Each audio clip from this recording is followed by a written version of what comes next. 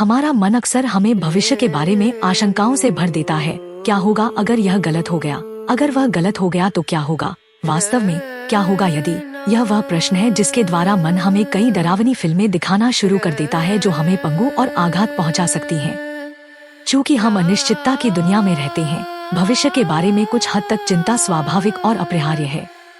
डर हमारी अस्तित्वगत दुविधा की एक मूलभूत विशेषता है। फिर भी भय, इस अर्थ में कि हमारा मन भय से भरा है और हमें अन्य चीजों के बारे में सोचने में असमर्थ बनाता है, अस्वस्थ है।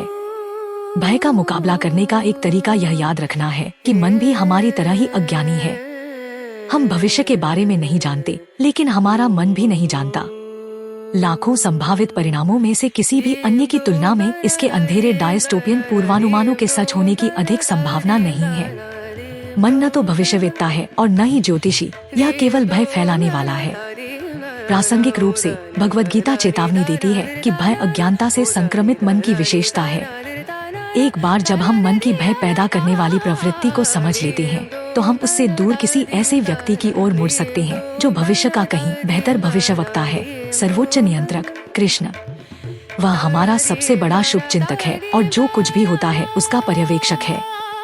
वह हमारे दिल में मौजूद है और हमें वर्तमान या भविष्य में किसी भी स्थिति का सामना करने के लिए आवश्यक बुद्धि दे सकता है।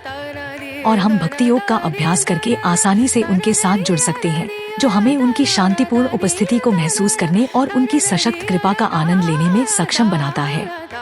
जितना अधिक हम भक्ति योग का अभ्यास करने के आदी हो जाते हैं, उतना ही अधिक हमारे डिफॉल्ट विचार मन के भय से हटकर हमारे सर्वोच्च विश्वासयोग्य भगवान में हृदय के विश्वास की ओर स्थानांतरित हो जाते हैं।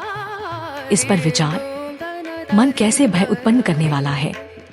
कृष्ण मन को शांत करने में कैसे मदद कर सकते हैं? भक्ति योग हमें भय से कैसे ऊपर उठाता है? और वह संकल्प जो स्वप्न, भय, शोक और भ्रम से परे नहीं जा सकता, ऐसा मूर्खतापूर्ण दृढ़ संकल्प, हे पृथ्वी के पुत्र, अंधकार की अवस्था में है।